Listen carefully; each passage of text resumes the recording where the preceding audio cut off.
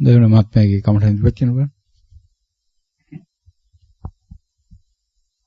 මගේ රීසන්ට් අත්දැකීමක් සමහරවිට භාවනා මම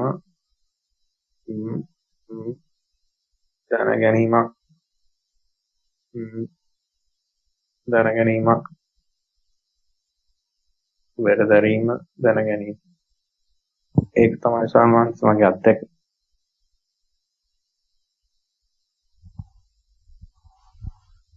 භාවනා කොච්චර කාලයකද? කාලයක් මේ කාර්යයක් පිළිබඳ දැනගැනීමක් කියන්න අමාරුයි සමහරවිට. කාලය පිළිබඳ දැනගැනීම කියන අමාරු කියන්නේ? කාලයක් පිළිබඳ මේ වෙන කාලයක් ගියා කියලා දැනගැනීමක් මේ අවස්ථාවේදී ඉන්නේ නැහැ සමහරවිට. ඒක කාලයක් කියන්න අපහසුයි සමහරවිට. පසුයි කියලා කියන්නේ ඒක ආරම්භයක් අවසානයක් තමයි දන්නේ නැහැ කියන එකද? එහෙමයි සමහරවිට කියන්නේ නිතර දැන් මම කාලයක් තිස්සේ භාවනාව වැඩුවා. ඊට පස්සේ මේ අවස්ථාවේ කියන්නේ ඒ මගේ කමඨහන කෙටි වුණා කාලයකදී කමඨහන කියලා හිතාගෙන ඉතිපේ පදවල ටික ඊට පස්සේ මම නිතරම දැන් ඒ කියන්නේ ඒ අදහස ඔළුවට ඒ අදහසක් විදියට ඔළුවට ඒක භාවනා කරන්න ඕනේ කියලා දිගටම හිතෙන්නේ නැහැ සමහරවිට. ඒක රැන්ඩම්ලි ඔළුවට එනකොට ඒ මොහොතේ ඉන්න වෙලාවකදී තප්පර ගාණක් කියලා කියන්න පුළුවන්. සමහරවිට ඒක සමහර වෙලාවට විනාඩි ගාණක් කියලා දැනගන්න පුළුවන්. සමහරවිට නමුත් ඒකට මෙතන කාලයක් ගියා කියලා ඇත්තටම කියන්න අමාරුයි සමහරවිට. කියන්නේ ඔය එක අවස්ථාවල සිදුවන ආකාරයේ සාරාංශයක් තමයි ඉදිරිපත් කරන කමටහන් කියලා. එහෙමයි සමහරවිට. දැන් මීට කලිනුත් දැන් මේ අවස්ථාවට කලින් මොහොතකට මම සුළු අවස්ථාවකදී වෙරදැරීම තුල ඔබ්සර්වේෂන් එකක් කරා සමහන්. මේ වෙරදැරීම කියන එක අත්දැකීම මොකද්ද? දැන් මම වෙරදැරීම හැටියට මම කමටහනට යන්න උත්සාහ කිරීම තමයි මම හඳුන්වන්නේ. ඔව් හඳුන්වන මාතේ හඳුන්වන එක වෙන්නේ නැහැ. භාවනා අදාළ කාලපරාසය තුළ භාවනා වෙලාවේදී තියෙන අත්දැකීම මොකද කියලා අහන්නේ. අත්දැකීම තමයි සමහරවිට වෙරදැරීම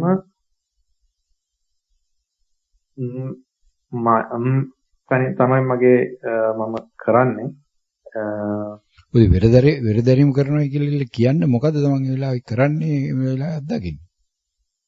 අත්දැකීම තමයි භාවනාවක් කරන්න ඕනේ කියන හැඟීමක් තියෙනවා.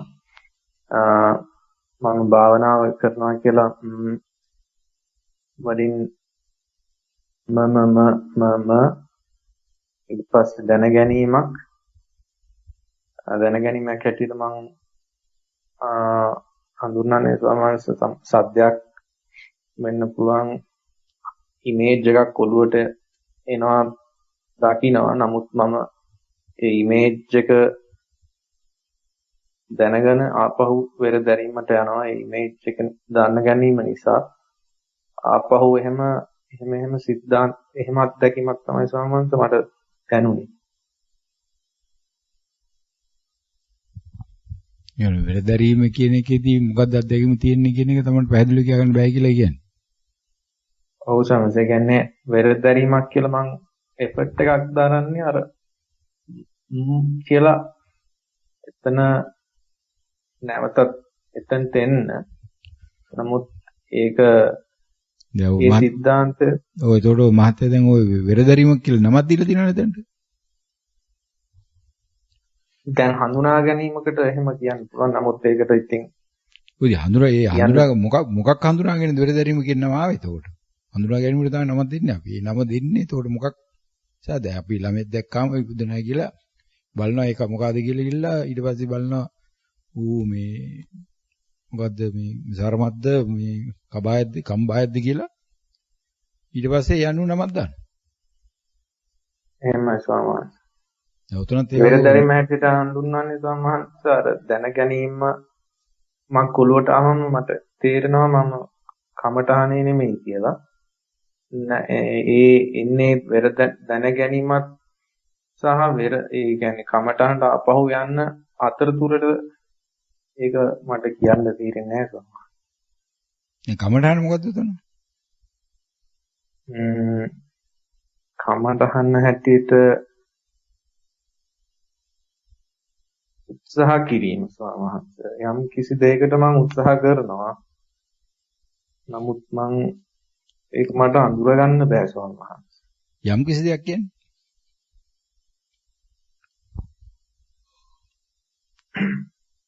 දැන්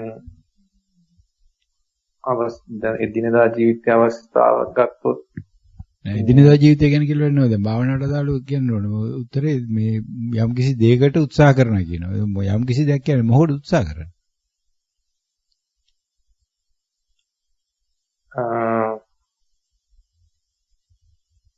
උත්සාහ කරන්නේ දැන ගැනීම අඳුරගත්ත පස්සේ එතනින් ඉවත් වෙන්න ස්වාමීන් වහන්සේ කියන්නේ මට අදාළ නෑ ඒක මොකද්ද කියන එක. දැන ගැනීමක් කියලා මම දන්නවා. එතනින් පස්සේ නැවත හරි ඊට හෝ කෙටි යමක් එකටත් වඩා කෙටි යම් අවස්ථාවකුත් තියෙනවා ස්වාමීන් වහන්සේ. එතන දැන ගැනීම මම දකිනවා. නමුත් ඒ හඳුනා ගැනීම තුළ ඒ තියෙනවා මෙතන නෙමෙයි ඒ කියන්නේ ආපහු හරි ඒ කමටහනේ මුලට යාමට අවශ්‍යයි කියන හැඟීම. ඉතින් එහෙම වුණාම අවස්ථාවේ දැන ගැනීමක් තියෙනවා.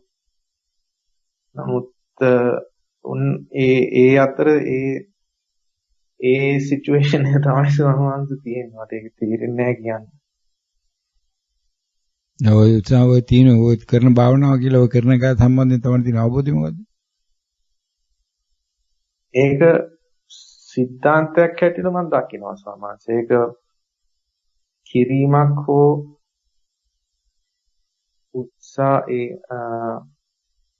it's automatic. මොකද automatic? Yeah, it's an observation. දැන ගැනීමක් වෙනවා මම පෙරද කියනවා නැවත ඒ ආස්යෙන් දැන ගැනීමක් වෙනවා. නැවතත් වෙනවා. ඊට පස්සේ මම මෙතනින් ඉවත් වෙන්න ඕනේ කියලා දැන ගැනීම ආවට පස්සේ ඒ අවස්ථාවෙන් ඉවත් වෙනවා.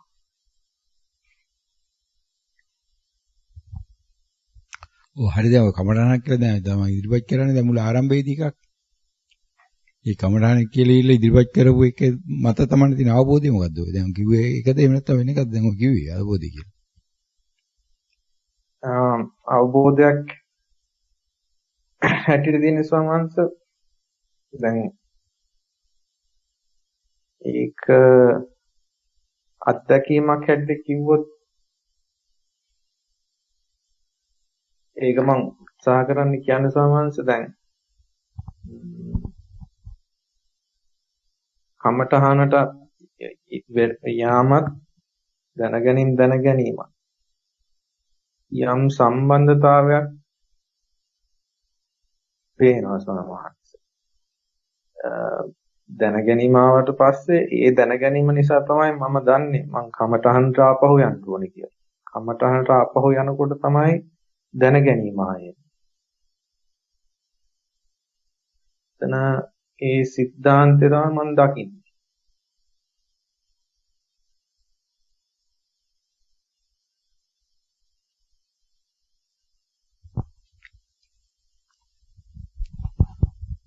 දැන් කමඨහන ඉවත් කිරීම ආරමුණ මොකද්ද?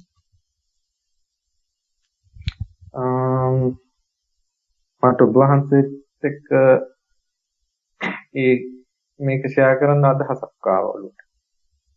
ඔය ෂෙයා කරන්න අවශ්‍ය නැහැ.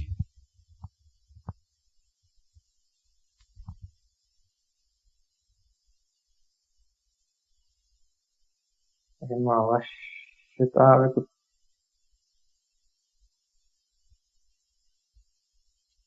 ඒ දැන ගැනීම මත තමයි සමාජ තීරණය ගත්තේ. උදී දැන ගැනීමටත් හේතුපතක් තියෙන්නේ බය.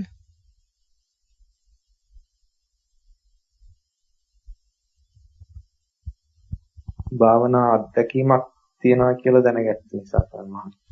භාවනා අත්දැකීමක් තියෙන නිසා තමයි කමඨාන් ඉදිරිපත් කරන්න අවශ්‍ය උනේ. අවශ්‍ය උනේ කියලා හිතු නිසා. ඔව්. ඒකෝට දැන් භාවනා අත්දැකීම මොකක්ද කියලා තමයි දැන් මුලින් හැවි. දැන් ආපහු ඒ ප්‍රශ්න තමයි අහන්න වෙන්නේ. අත්දැකීම තමයි වෙරදැරීමයි ඒ ඔය මම කමටහනටත් යනවා. දැන ගැනීමක් දෙනවා. නැවත කමටහනටත් යනවා. දැන ගැනීම එනවා. උදී ඒක අත්දැකීමක් කියලා ඉවරලා අරගෙන කමඨාන් ඉදිරිපත් කරන්න මේ තියෙන විශේෂත්වය මොකද්ද ඔය?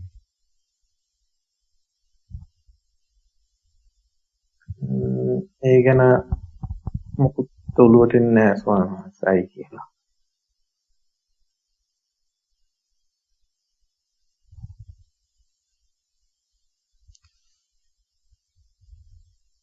දැන් භාවනාව මේ දිනවල සිදුවන්නේ ආකාරයට.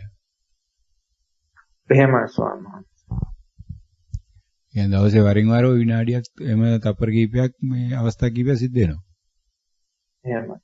ඒක තප්පර ගාණක් වෙන්නත් පුළුවන්. මං ඇවිදින ගමනුත් සමහර වෙලාවට ඒක කුළුවට අදහස එන ආවහම ඒ යම් කාලපරාසයක් මම ඒ තුල රැඳිලා ඒක දිහා බලන් ඉන්නවා සමහරවිට. ඒ ආකාරය සිදුවන්නේ එතකොට සාමාන්‍යයෙන් ඔය විවේකී ඉන්න අවස්ථාවලද, ගෙදර ඉන්න අවස්ථාවලද, එහෙම නැත්නම් අනිත් අවස්ථාවලද සිදු වෙනවද? එහෙම විවේකී අවස්ථාවලත් වෙනවා.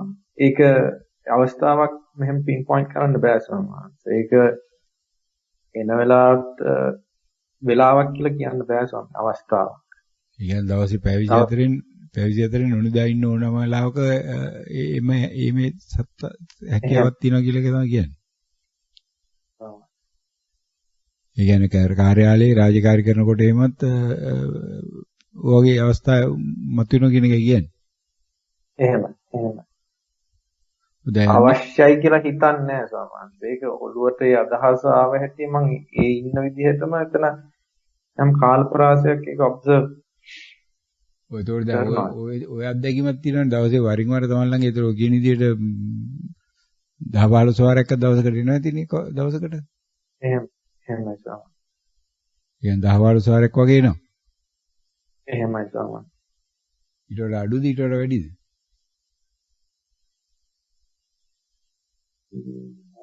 ගණන් කිරලක් උන්නේ නැහැ සමහර. ගණන් කිරලා නැතුණා නේ 10-15 වාරක් කියන එකට අදාළ උත්තර දෙන්න බැරි කවන්නේ නැහැ නේද? ඔව් සමහර. ඊට වඩා අඩුද වැඩිද කියලා උත්තර දෙන්න බැයිද? ඊට වඩා වැඩි කියලා කියන්න පුළුවන්ද අඩුයි කියලා කියන්න පුළුවන්ද? දවසකට 2-3 පාර එන්නේ කියලා කිව්වොත් එහෙම. ඊට වඩා වැඩි සමහර. ඊට වඩා වැඩි නෝ 10 පාරක් විතර වෙනවද කියලා අහුවොත් ඒකට උත්තරයක් දෙන්න බෑ. අමාරුයි සමහර. ඒ අවස්ථාව සමහර වෙලාවට තත්පරයකට එන කාලයක් දෙන්න බෑ සමහරවිට මට ඒ කාලය මැනගන්න බෑ. මොකද මං ඒ කමටහන යම් කිසි දෙයකට මම උත්සාහ කරනවා ස්වාමීන් වහන්සේ. දැන් වෙනදා මම ඔහේ කල්පනා කර ඉන්න ඒ කියන්නේ අදහස් ඔලුවට ආවම මේ අදහස් අනුව මම එක දේවල් කරනවා. නමුත් දැන් මේ අදහසක් ඒ දැන ගැනීමක් කියන හැඟීම දැන් තියෙන නිසා ස්වාමීන් දැන් යම් කිසි දෙයක් ඔලුවට ආවට ඒක දැන ගැනීමක් හැටියට තමයි දැනගන්නේ. නැතුව ඒ ගැන දැන් එක රූප එක ඉමේජරිස් එහෙම එනවා ඔළුවට. කියන්නේ කාප්පුවා හරි මොකක් හරි මට කියන්න බෑ මේ මොකක්ද කියලා ඒ අවස්ථාවේදී. ඒ කියන්නේ දැන් මේ මොහොතේත් ස්වාමීන් වහන්සේක කතා කරන මොහොතේත් නානාමාදිලේ රූප පේනවා ස්වාමීන් වහන්සේ. නමුත් ඒ පේන්නේ දැනගැනීමක් හැටියට තමයි ස්වාමීන් වහන්සේ දැන් හැංගෙන්නේ. දැන් මේ මොහොතේත් එතකොට ඒකට ඔය වෙරදරිම කියන ඔය කියන මේ කමඨාන ඉදිරියට කරපු ආකාර ස්වරූපේ මේ මොහොතේත් අත්දකින්න. දැන් මේ මොහොතේත් ඔය කතා කරන දවන්නේ කතා කරනකොට රූප වෙනවා ආරම්භය කියලා කිව්වේ. එහෙමයි ස්වාමීන් ඒ වෙලාවෙත් ඒ වෙරදරීමකට යාමක් එහෙම සිද්ධ වුණාද නැහැ? එහෙමයි ස්වාමීන් වහන්සේ. කියන්නේ වෙරදරිමක් කියලා ඒ කියන්නේ මොකුත් කියුන්නේ නැහැ. නමුත් ඒ දැනගැනීමක් කියන හැඟීමෙන් වහන්සේ එක්ක මට කතා කරතයි.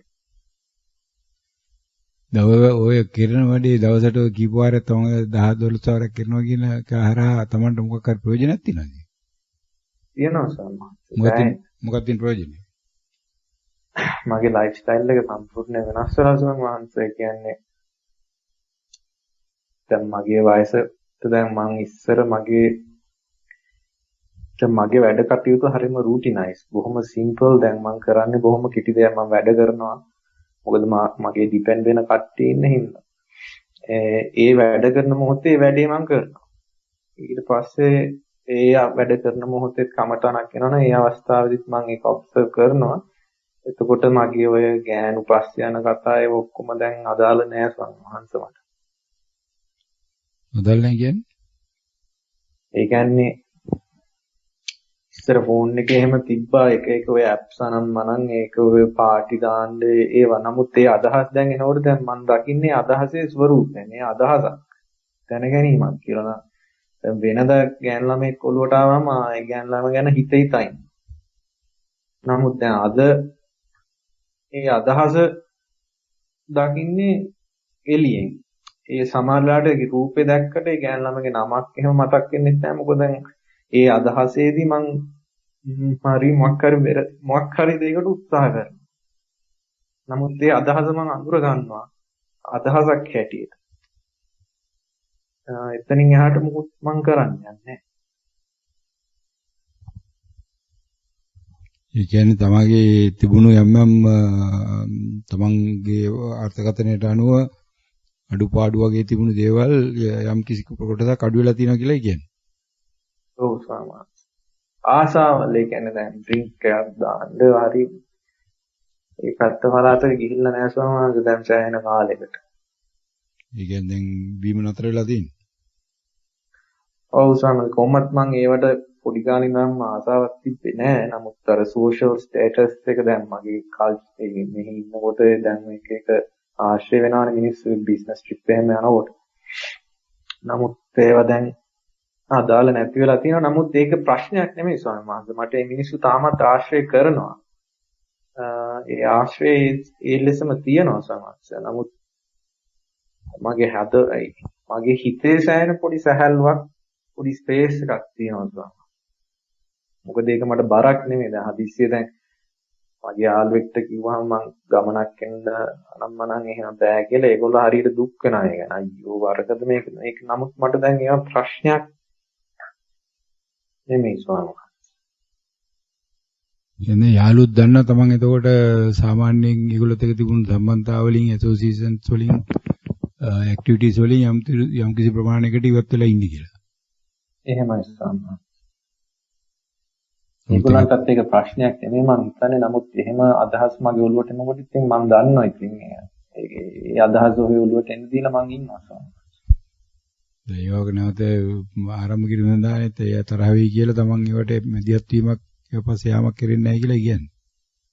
නෑ ස්වාමීන් එහෙම තරහ වුණත් මට ඉතින් ඒක ගැන අදාළත්වයක් ඒ කියන්නේ පැවීමක එහෙම වෙනසක් නෑ ස්වාමීන්. දැන් මොකද මං ගන්න තියෙන පාඩම?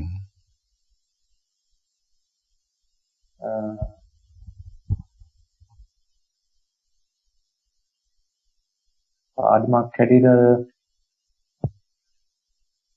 මේ ක්‍රමය කියන්නේ මේ අර මම මේ එක්ස්ප්ලেইন කරන්න හදන අවස්ථාවවලට යන්න කැමැත්ත තියෙනවා සමහරවිට. ඉතින් මම ඒකටම යනවා කියලා තමයි මම දැන් හිතාගෙන මොකද මම මේ ජර්නි එක පටන් ගත්තාම මට සෑහෙන ඒක චැලෙන්ජස් ආවා. මුලදී ඔබ වහන්සේ මේ අවුරුද්දේ ගිය අවුරුද්දේ මුලදී තමයි මම ඔබ වහන්සේගේ ආශ්‍රයයට වැටුනේ. ඊට පස්සේ මම භාවනාව සෑහෙන පස්සේ ඒ කියන්නේ භාවනාව පස්සේ සෑහෙන දිගුවා. එක කාලයක් ආවා එතනින් ඉවත් වුණා. නමුත් යම් අවස්ථාවලදී ඔළුවට ක්‍රිස්ටල් කිය ඇහෙනවා ස්වාමීන් වහන්සේ මේ මාර්ගය යන්න කියන එහෙම අදහස්. ඉතින් අර it was sort of a battle for me to overcome, like it was difficult. So now I'm back on this track and I'm pursuing this. ඒ පාඩමක් හැටියට වහන්සේට මම එහෙම කිව්වොත් හරි ස්වාමීන් වහන්සේ.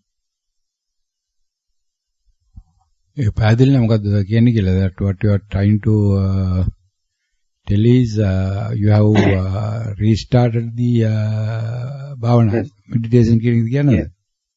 එහෙමයි ස්වාමීන් වහන්සේ. So what is the purpose? So පාඩමක් හැටියට එහෙම කියනවා නම් මේ මාර්ගයේ යාමට අවශ්‍යයි කියන එක there's no doubt in me anymore because even though I try to get away from it, it has always come back to me. ඒ කියන්නේ දැන් සමහර වෙලාවට සමහර ගිය අවුරුද්දේ මැද හරි හැම මට ඒ කියන්නේ ද භාවනාවට කිට්ටු වෙන්න මේවා ගැන මම හිතන කාලේ වැඩි වුණානේ මගේ අතින් ධර්මය ගැන හිතන කාලය සහ ඒකට දාන attention එක වැඩි වෙනකොට මට නැති දේවල් හම්බෙන්න ගත්තා. ඒ කියන්නේ සමහර දේවල් මම ලෝකේ ඒක කියන්නේ I was dragged back into the world sort of thing like මට නිකන් ඒ අවස්ථාවල් වලට මුහුණ දෙන්න සිද්ධ වුණා. එක අවස්ථාවක් ආවසන් වහන්සේ එක මොහොතක රැයක මට ක්‍රිස්ටල් ක්ලියර් ඇහුණා. මම මේ වෙන ලොකු අමාරුක වැටෙන්න යන්නේ කියන වචන ටික ඒක වෙන කටහඬකින් මට ඇහුනේ ස්වාමීන් වහන්සේ. ඒ මොහොතේදී I was again like I have to get back into this.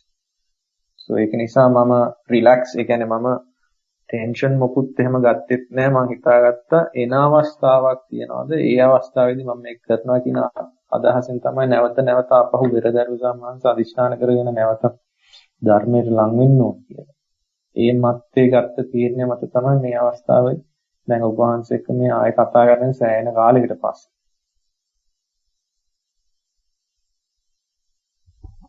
ඒ කියන්නේ දැන් අවුරුදු විතර පස්සේ තමයි කවදාවත් දෙන්නේ. almost මාස 8ක් 9කට විතර පස්සේ. 8ක් 9කට පස්සේ. So what are you going to do now on this? So now the situation is daily I am on this. I'm putting මට කියාගන්න බැරි ස්ථානයක තමයි ස්වාමීන් වහන්සේ. ඒ කියන්නේ වෙරදැනින් කියලා ඔබ වහන්සේ මගෙන් අහුවාම ඒකට එක්ස්ප්ලেইন කරන්න බෑ මොකටද මම වෙරදරන්නේ කියන එක. වෙරදරන්නේ දැන ගැනීම වලින් අයින් වෙන්නත් නෙමෙයි. නමුත් එතන යම් අවබෝධයක් තියෙනවා මේ මගේ හිතට එන අදහස් කියන්නේ ස්වාමීන් වහන්සේ. එතකොට ඒ අවස්ථාවේදී මම දන්නවා I'm not going after anything.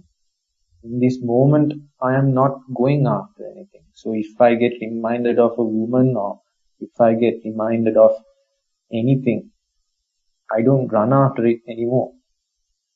But I appreciate the thought. I know a thought එකක් ලෙස මම දකිනවා ස්වාමී. කමටහනට යන්න උත්සාහ කරන එකෙන් වෙන්නේ ඒ thought එක එතන අවබෝධ කරගෙන ඒ වෙරදරනවා කියලා මම මේ මොකක් හරි මේ කරන ක්‍රමයෙන් සාමාන්‍යස අතන දැකලා එතනින් අයින් වෙනවා. ඒ අයින් වෙන process එකට උදව් වෙන්නේ මේ හරි මම හරි මොකක් හරි ඒ අවස්ථාව ස්ථාවහන්ස. දැන් උතන appreciate කරනවා කියලා කිව්වේ thought එක මොකද? What do you mean by appreciate thought? Appreciate means I acknowledge, like I see the thought. දැන් මං ගහක් දකිනවා ඒ ගහ මොකක්ද කියලා හොයන්න යන්නේ නැහැ. But I know it, like අදහස් දැන ගැනීමක් කියලා තමයි කියවෙන්නේ. දැන් රූපයක් මගේ ඔළුවට ඉමේජ් එකක් ආවත් දැන ගැනීමක් කියන වචනේ තමයි අදහස එන්නේ. ඒක ඉවරුණාට පස්සේ නැවතත් හරි ඒ අවස්ථාවේදී ඒ සිද්ධාන්තය වෙනවා සොන්නා. So I'm like, so that was my experience. What you experience, you can't explain the experience, no. You are telling that I have experience, but what the experience is, you are unaware. Well, I can say that the experience was ඒ දැක්ක බව ස්වාමීන් වහන්සේ කියලා කියන්න පුළුවන්. මොකද? ඒ සිද්ධාන්තේ දැක්ක බව තමයි මට එක්ස්පීරියන්ස් එකේට පොයින්ට් කරන්න පුළුවන්. සිද්ධාන්ත කියන්නේ දැන ගැනීම වෙනවා, උත්සාහ කරනවා, දැන ගැනීම වෙනවා, දැන ගැනීම වෙනවා, දැන ගැනීම වෙනවා, උත්සාහ කරනවා, උත්සාහ කරනවා, උත්සාහ කරනවා. So that means you are developing this permanent situation, no? ඔය නිත්‍ය සංඥාවනේ හැදෙන්නේ. ඉතින් දැන ගැනීමක් එනවා, උත්සාහ කරනවා මේක කියන්නේ ඉතින් something which is existing, no? Yes. Then what is the purpose of doing this meditation?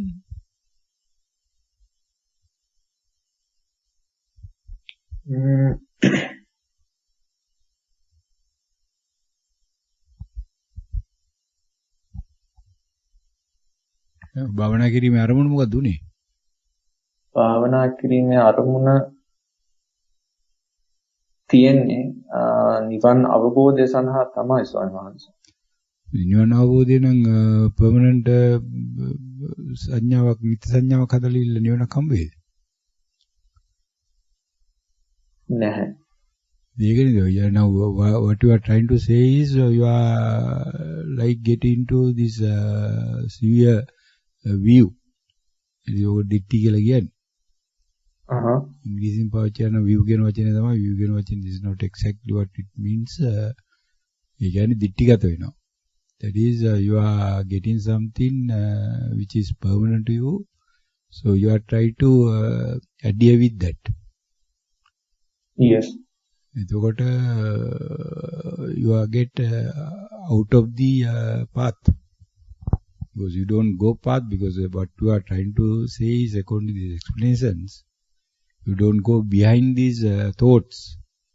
At the same time, you don't try to continue the meditation, your kamatana or whatever it is. So you stop both.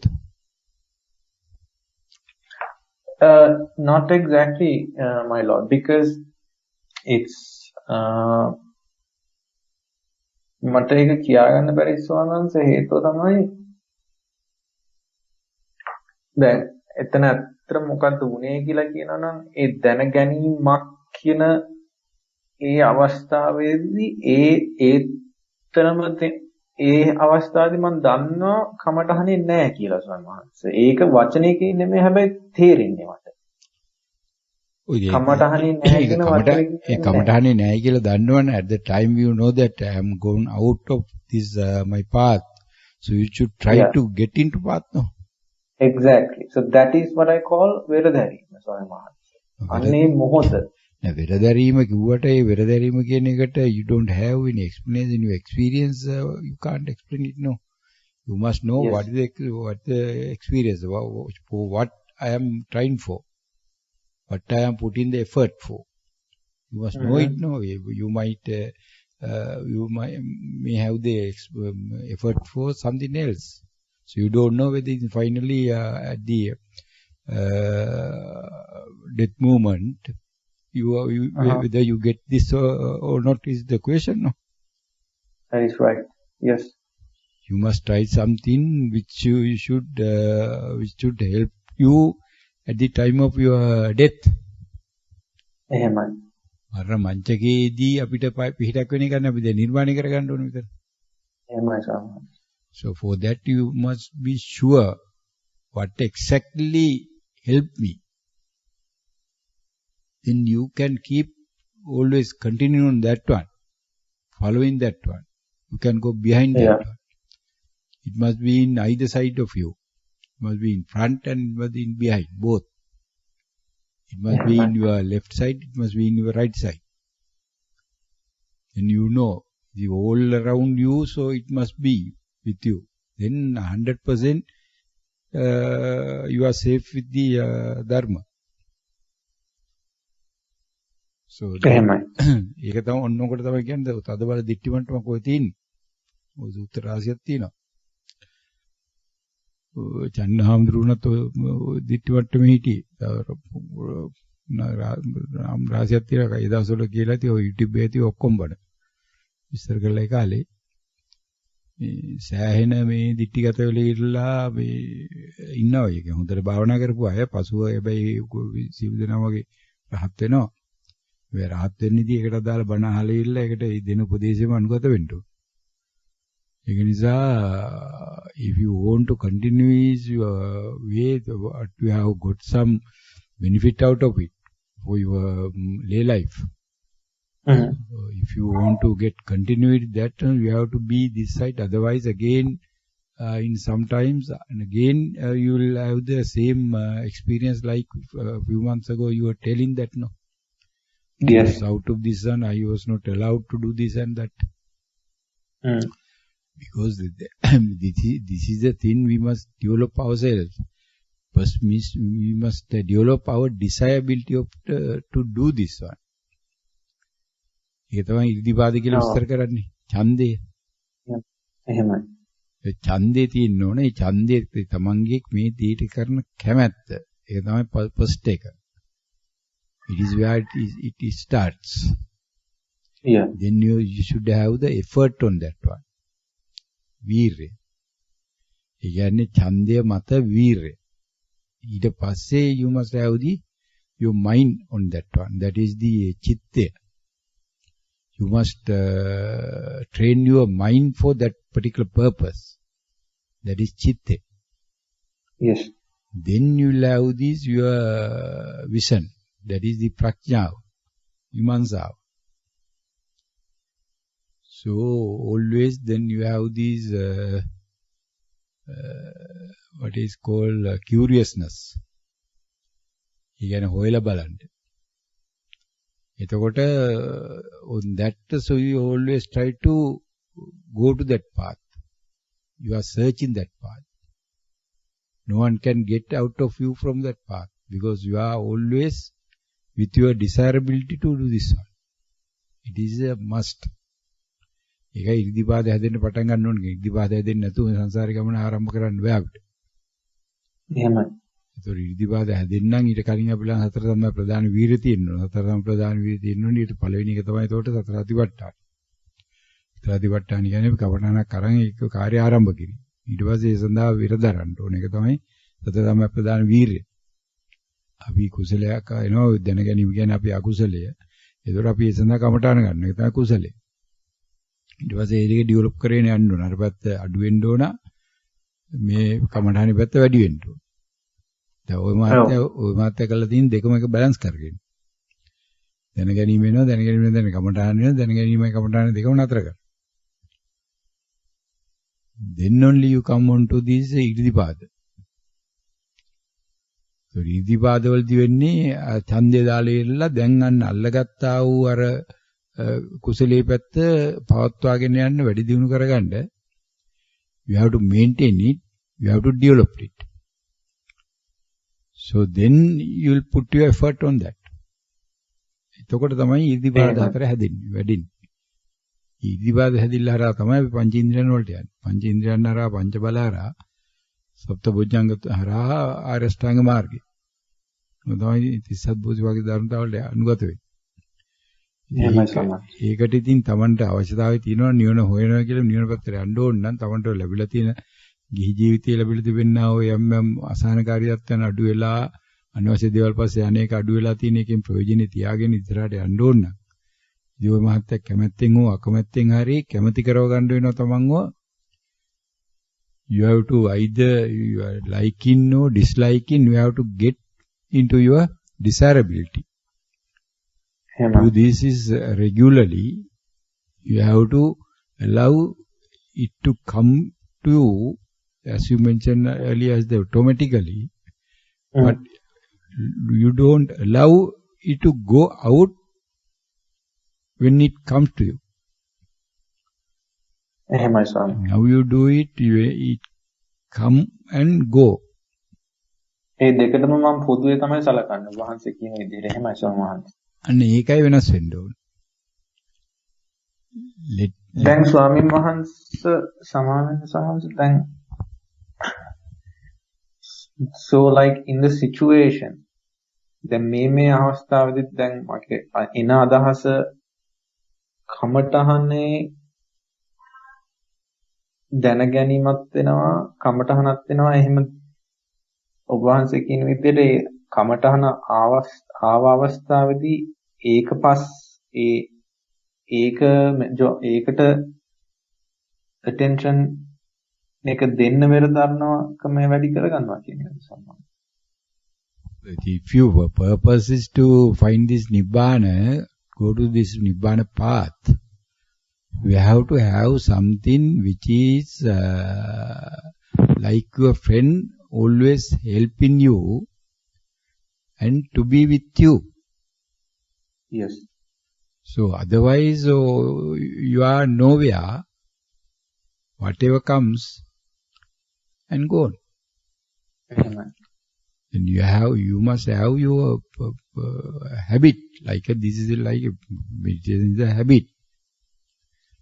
ඒකයි කියන්නේ meditation කියන එකත් ඉතින් මම කුඩු ගහන වගේට කියන්නේ ඒකනේ. එහෙමයි. ඒකත් ඒ භාවනාවක් කියලා කියන්නේත් අපි මත්පැන් වලට කුඩු වලට එක අබ්බැහි වෙනවා තමයි ඒකට. සමහර අය ගෑනුන්ට අබ්බැහි වෙනවා, සමහර අය සිගරට් වලට අබ්බැහි වෙනවා, සමහර අය මත් ද්‍රව්‍ය වලට අබ්බැහි වෙනවා, කුඩු වලට අබ්බැහි වෙනවා.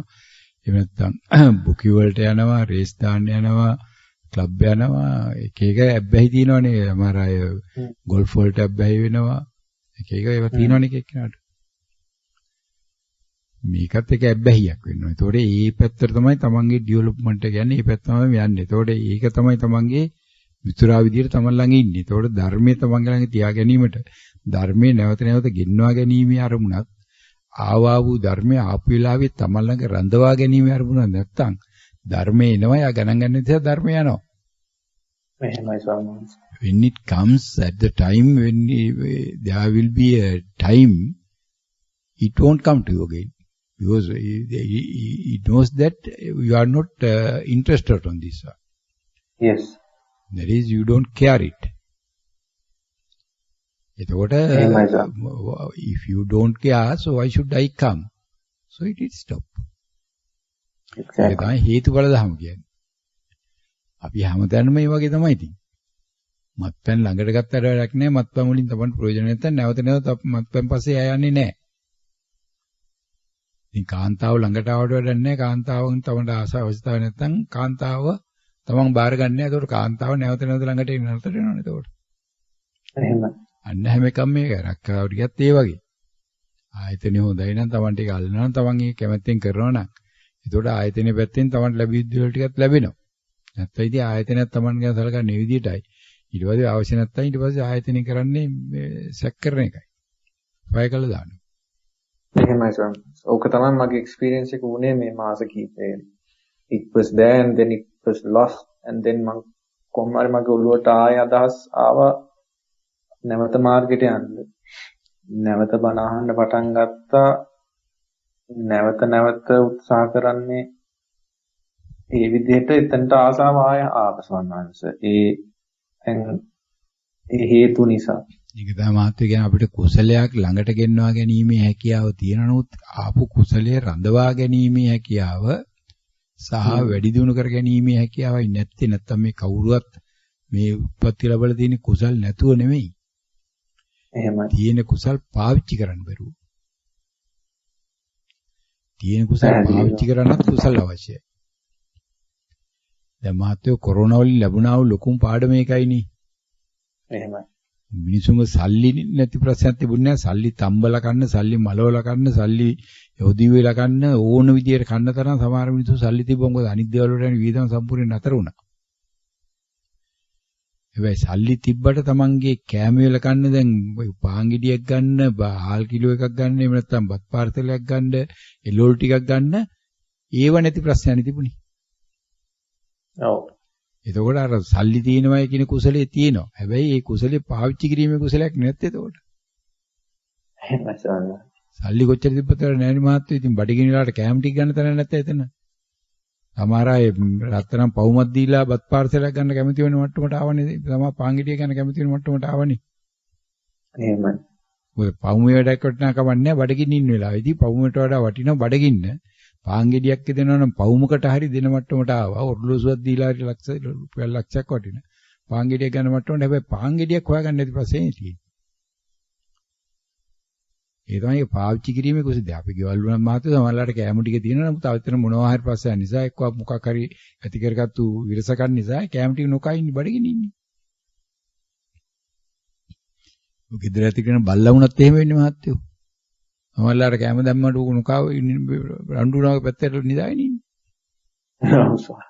ඒ වගේ ඉතින් ආයතන වලට ගියාම තියෙන්නේ හැමතැනම තියෙන හැකිදී. ගියාම එතන තියෙනවා ප්‍රොමෝෂන් වලට ඒගොල්ලෝ try කරනවා තමන් ඒක ගණන් ගන්න. තමන් පැත්තටලා ඉන්නවා. ඊට පස්සේ නොලැබියනවා. ඒ නිසා අන්න ඒක තමයි අපිට හැමතැනකම මහත්වෝ යමක් ලබා ගන්න පුළුවන් ලබාගත්තු දේ තමන් ළඟ තියාගැනීම කුසල. ඕන තරම් මහත්වෝ හොඳ තියෙන සල්ලි තියෙන පවුල් වල ඉපදින ළමයි. ඊට පස්සේ අන්ත අතරන මට්ටමට ගිහිල්ලා වෙන තැන් වල රැකියාවක්වත් හොයාගන්න බැරි මට්ටමකටපත් වෙන්නේ. එහෙමයි සාරා. ඒ වගේ මුකුත් නැතුව අන්ත අතරන පැල්පත් වල ඉපදින ළමයි ඊට පස්සේ ගිහිල්ලා කෝටිපති වෙන්නේ. ඒකනිදී කුසලයේ තියෙන කුසලයේ ඉස්මතු. එයා කුසලයක් නැතුව ඉපදුනා කුසලයේ යටපත් වෙලා හැංගිලා තියලා. හැබැයි ඒක ඉස්මතු වුණා. ඉස්මතු වුණාට පස්සේ කඩාගෙන ගියන් පස්සේ නවත්තන්න බෑ කාටවත්. ඒකයි. ඒ ඔය මාත්‍ය කුසලයක් තියෙන බව ඉස්මතු කරගෙන තියෙනවා. හැබැයි ඒක වැඩි දියුණු කරලා පවත්වා ගත යුතුයි කියන්නේ first you should try to maintain it, upkeep it. Then you have to develop it. Upkeeping alone doesn't help you. But without upkeeping you can't develop it. ඒකයි කමඨාර නැවතනත් ගන්න ඕනේ කියන්නේ. ඒතකොට ආපු වෙලාවේදී තමන්ගේ ඡන්දය දෙන්න ඕන එකට යා ළඟ තියාගන්න. ඒතකොට ළඟට නැවතනත් ගෙන්න ගන්න. එතකොට ඔයිට වඩා වැඩි වාර ගන්න කියලා. ඒතකොට ඔය මහත්යාර දුන්න උත්තරේ වුණත් ඒ උත්තර මහත්ය ඇත්තටම ඔය වගේ කමඨාන දෙන අවස්ථාවකදී ඒ උත්තර මේ කමඨාන සාකච්ඡාව කරගෙන යාමටත් තරම් මේ නුසුදුසු උත්තර.